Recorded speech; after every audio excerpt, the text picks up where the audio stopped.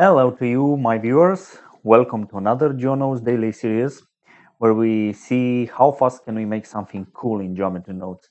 And today we will make this double helix DNA strain that it's looking so awesome.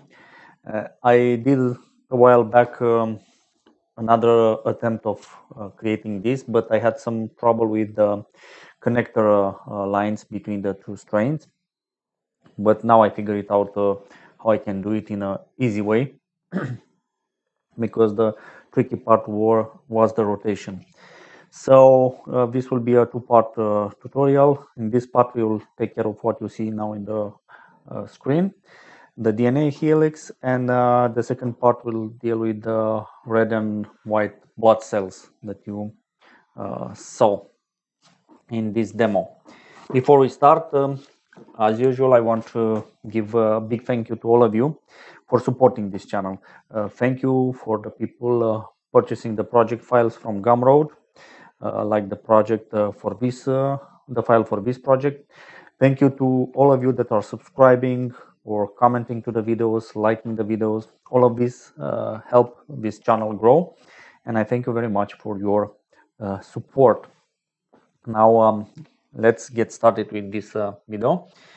And like I said, we will create the double helix, and it's good to think what exactly we want to achieve, because later on creating the spiral that goes like this is not complicated, but creating lines between them that will align properly can be a little bit tricky. So first time when I tried this, I kind of went the wrong way trying to align them by rotation, but today I'm going to use a different method. You'll see.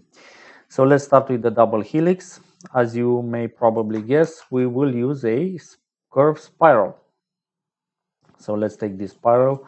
I'm going to delete the input for now, and let's switch to this side. 32 resolution, it's okay. Let's do a full 360 degrees rotation. I'm gonna stretch this to 4 meters to get something like this, and for start and end radius I'm gonna use like 0.1. So we kind of get this result, and in order to get two of these, I'm gonna do something really simple. Let me take a join geometry, plug it here, and then take a transform node and take this geometry from here, plug this one here, and do a rotation of 180 degrees on the z-axis. And here we go. We kind of have our DNA strain. So now let's give some meat to this one by creating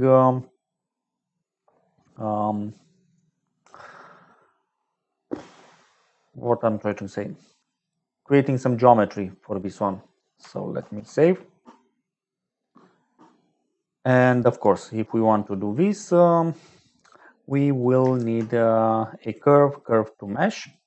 Let's plug it here, and for the profile I'm gonna use a circle. So let's plug this one here, fill the caps, reduce the resolution because we don't need that much, and of course you need a radius that will be kind of a lot smaller. So let's say something like this, and now we kind of get something like this, and we could stop here, but I want to do a few things. First of all, I want to create a custom UV map. So let's do attribute, capture attribute. I'm going to plug this one here and duplicate this one and plug it here. And of course, then we will need a combine XYZ. Take this one and this one for the X and Y location. This is the X, this is the Y, meaning going both directions. And we have to feed the value here, and for that I'm going to use a spline parameter, and the factor will be just fine. The factor is giving us a gradient from black to white from 0 to 1 on the length of the curve. So it's perfect for what we want to do. And this will plug here, and this will be our DNA UV. I'm gonna copy this value, close this one, and open this panel for a while, and plug the same value here. You can have different name, doesn't matter, but I tend to use the same in order to not get confused. So now we have this nice turn to mesh setup. There is something else that I want to do, because this is too straight for my taste. So I'm going to show you how you can add some detail for this one. We will go after this join geometry, and we will do something else. We will change the radius of this curve. So let's do a set curve radius, plug here. And now this radius is controlling the thickness of our DNA. And we can do a cool setup here. First of all, let me add a little bit more geometry to this one, switching to length. And let's say 0.005 I used, something like this. And now things get smoother, as you can see. If I mute this node, might not be too obvious, but when we start to play with the these radius values, you will see it happening. And what exactly do I want to do here? I'm gonna use a noise texture here. So let's do texture, noise texture, and the factor. I'm gonna plug it into the radius, and things get really small. And the same for this one.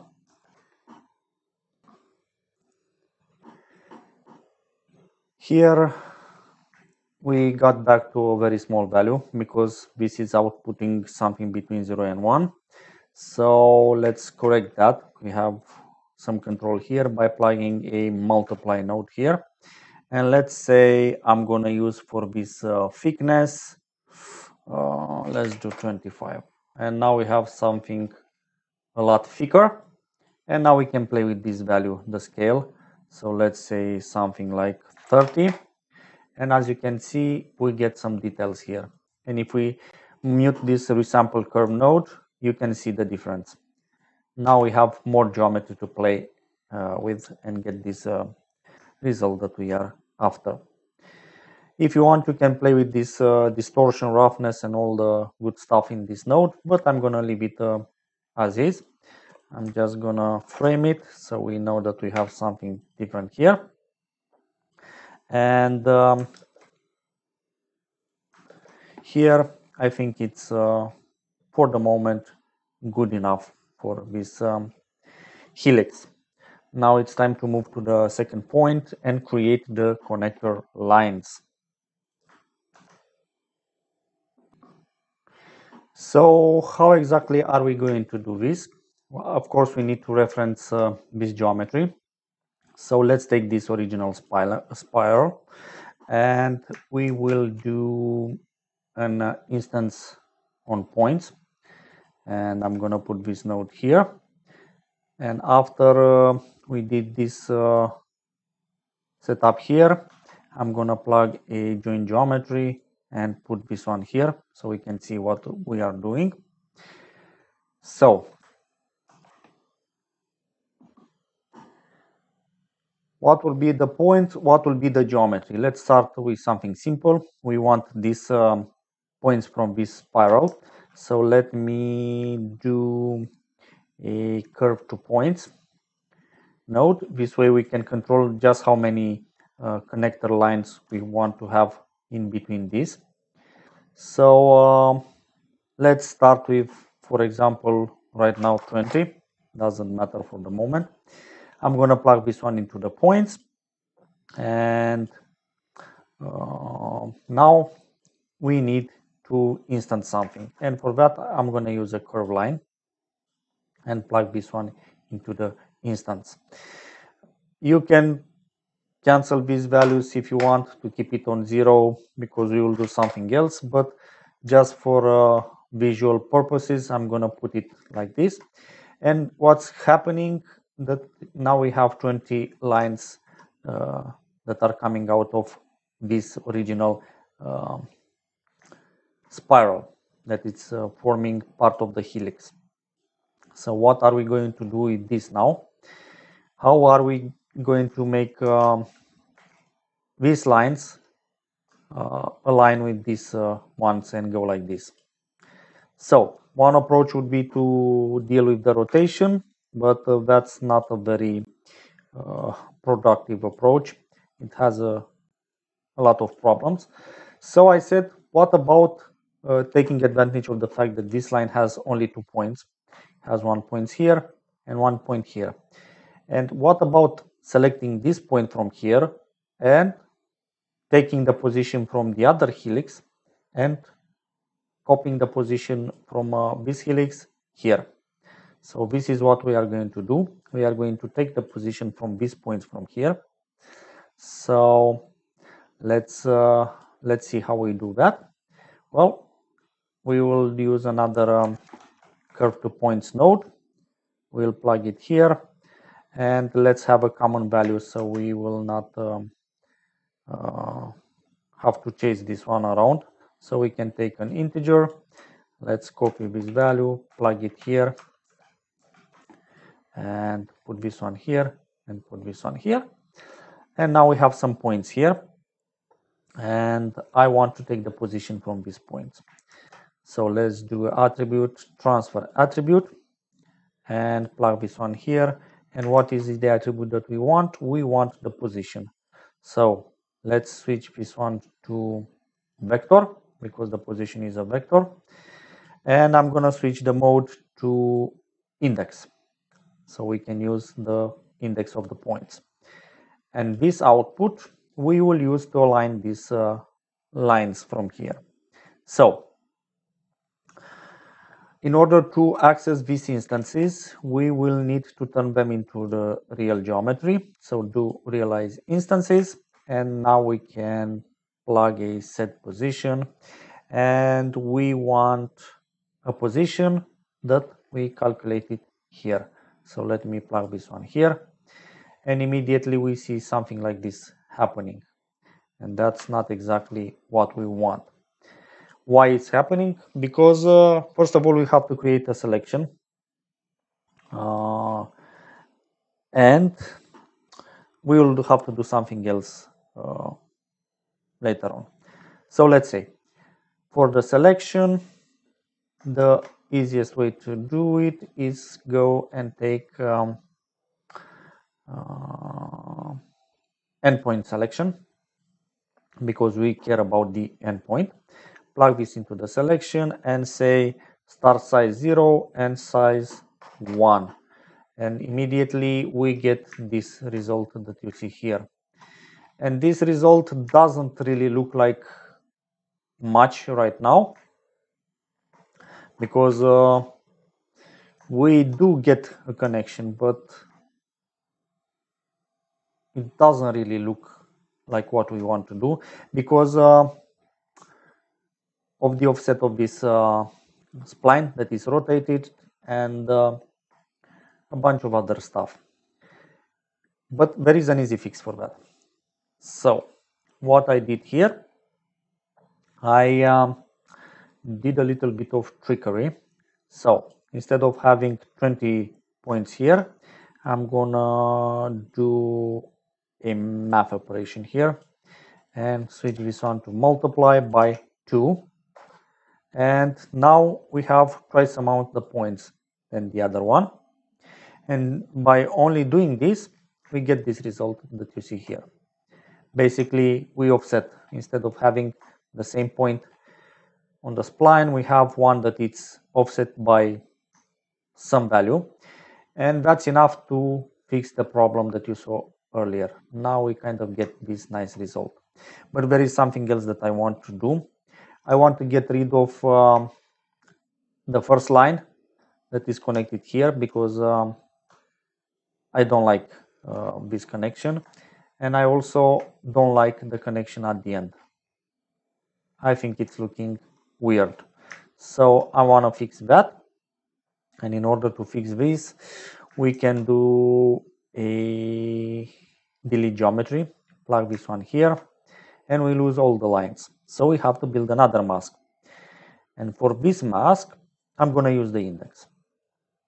So let's see, there are a few ways you can build this mask, but I want to show you different ways. So I'm going to take the index and do an compare operation.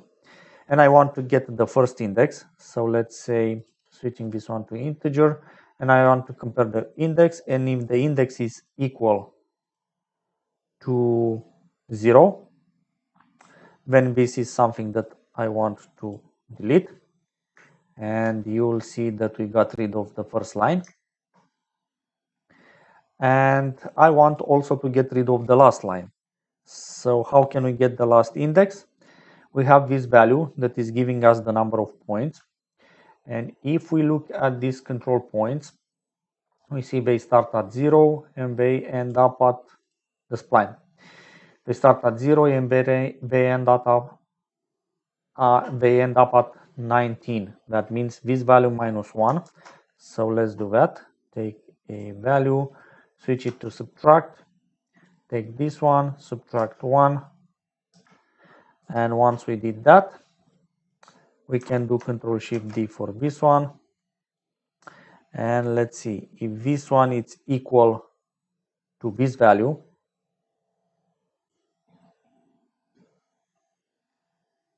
Then that means this is the last line. So if we plug it here, we see we get this line, but we can get rid of the last line.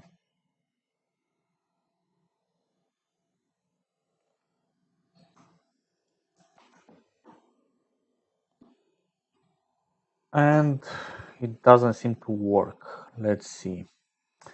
We don't want this value.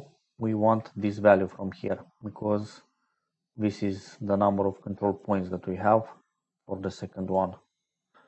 So now it's working. Okay, and in order to mix these two, because we need both, we will use a Boolean math and switch this one to OR. So if either of this operation is true, then we get what we want. So now we got rid of the first and the last points from here. And we have the connections going nicely here. So we did this. What do we want to do next? Well, we want to turn these simple lines into a molecule clusters. So how are we going to do that? Well, first of all, we only have 2 points now. So let's say that we will do an instance from points. So let me take this node, Control C, Control V, and plug this one here. And for the instancing, let's say we will use an icosphere. So I take this icosphere and we plug it here. And I want the radius to be smaller because now it's too big. And now we look at this. Let me mute this one. We get 2 icospheres. If I increase this one, you'll see it. Okay, we get 2 icospheres and that's it.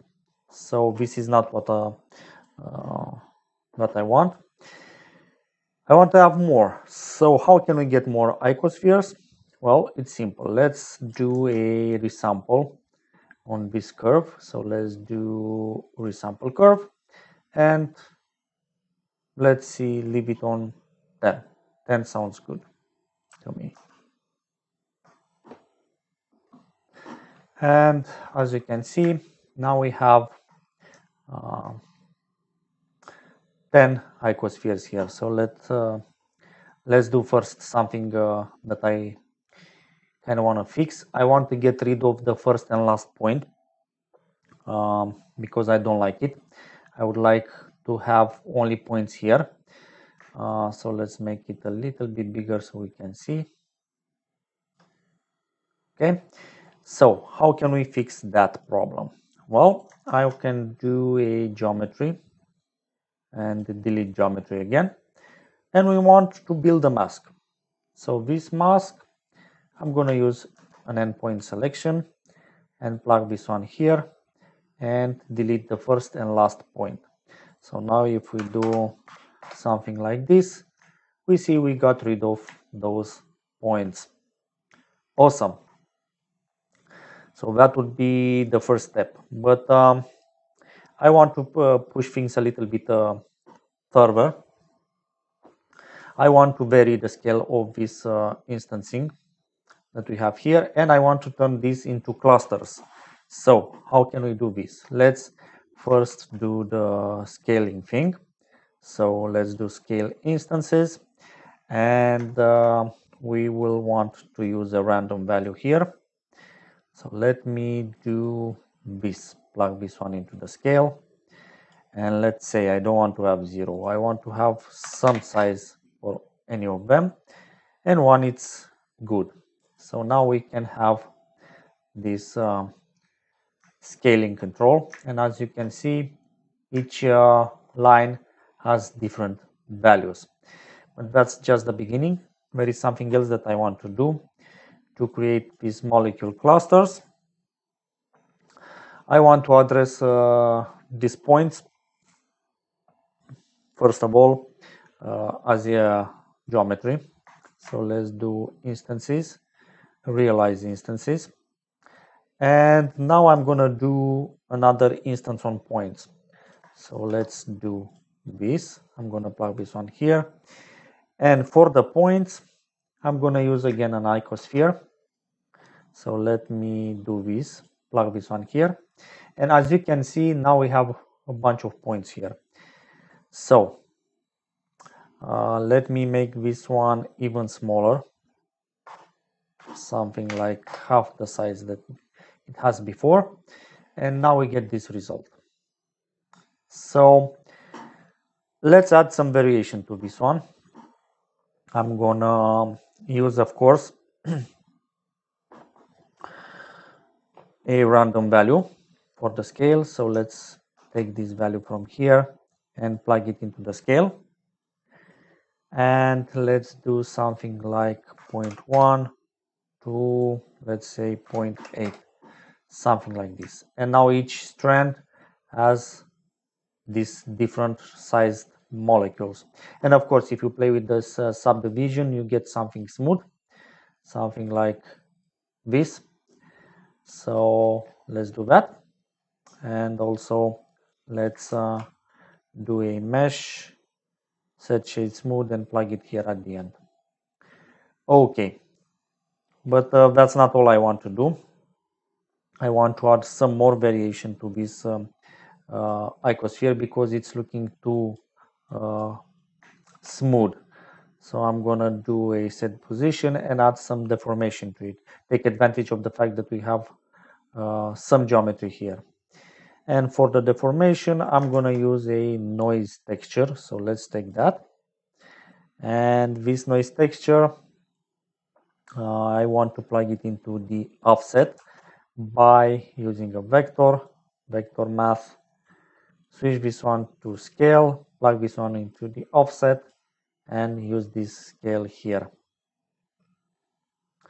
So once we do this, we will need a vector to use. So let's do this. Let's use this vector from here. And we get this result. So how can we fix this? Well, let's use another vector math and do a subtract here. And subtract 0.5. And that will put everything more or less back. So now we have this thing that it doesn't look very good. But if we reduce the scale from here, so let's do something very small, something like this, and play with the value here, you start to see what's happening. Not something that crazy. Let's put like 200. We get a deformation on the surface. And of course, you can play with the detail, and you can play with the roughness and get different results, something like this. So now this looks much better, I would say. So that will be kind of all there is to do on this point. So let's go to the next point and do some animation. I want to make this helix rotate around its axis, and I also want to make it go up or down. So in order to achieve this effect, we can get all the way to the end after we finished setting up things, and we will add a transform here. And now this rotation will control the rotation, and this z value will control the movement. So let's play with these values. I want to do an infinite rotation, and for that we will need the frame. So let's take the frame from here, and of course we want to affect only one of the axes. So I'm going to plug this into the rotation, and we are going to play only with this z value. But this is way too fast, so let's slow it down, and for that we will use a math node, switch this one to divide, and let's put some value here. And as you can see, now we have a nice, very nice rotation. Let's deal with the translation now. For that, I'm going to use again a combine XYZ because we only want to play with the Z value. And we can use the same scene time node, but this time let's use a map range to control the movement. So I'm going to plug this one here, and I'm going to plug the frame here. And doing this will let us to decide just how much we want to move this and in what frame range. So let's say from frame 1 starting and ending at frame 120, we want to move this helix a certain amount of space, let's say 2.5, and I want it to go down, something like this. So now if we go to frame 1, we get this, and then this one is going down like in the video. So that's all there is to it with this part. So once we did all this cool stuff, it's time to go to the next point and see the cleanup node tree so we can take some screen grabs.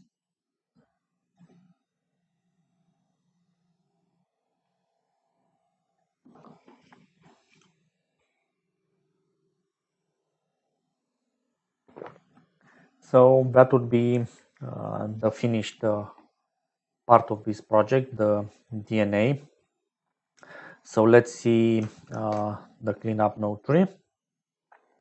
We start with the creation of the double helix by taking a spiral and then the same spiral rotated by 180 degrees. Then we added the connectors here, and we did this selection of the last point to get the position from the second helix, and we connect it here. This is the starting connector, the line, and then we mask the first and last point to delete it, the first and last line. This is the setup for the molecule clusters. We started with a simple icosphere, resample the curve, and then remove the first and last point and instance this icosphere on those points. We varied the scale of that points, and then we took the entire thing, we realized the instances, and then we did another instancing of an icosphere. on each point of every previous icosphere that we instanced. We randomized the scale again, and we did a little bit of deformation, and this is adding a material. And of course, this is the setup for deforming the double helix and creating the UV map and the geometry. And this is the animation part, rotation and moving up and down. So that gives us this result that you see here. Of course, the materials will be presented in another video as I do usually. And this is the values that I exposed. As you can see here, we have these DNA pair numbers that I kind of increased to 56. So you get this result that you see here, this number of pairs. And then we have these molecule clusters, meaning just how many clusters we have here. In this case, we have 10. Then, of course, you can change the shape of the clusters by playing with this seed value that is plugged here in the cluster shape size. Then we have the helix deformation that is controlled here, and the thickness that you see here, and then the start and end frame for the DNA helix. And of course, we have some other thing like the spread, like I showed you, the molecule spread that you can change here to get different seeds again for this entire setup.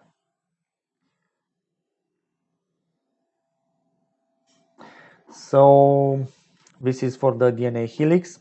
In the next video, I'm going to show you how I created the blood cells, and that's going to be a lot of fun. Until then, have a nice day and happy blending. And of course, check out the other tutorials that I created on this channel, so you can see other cool stuff that you can do with geometry nodes that are so powerful, and it's growing more powerful by the month, I could say. So check out those videos where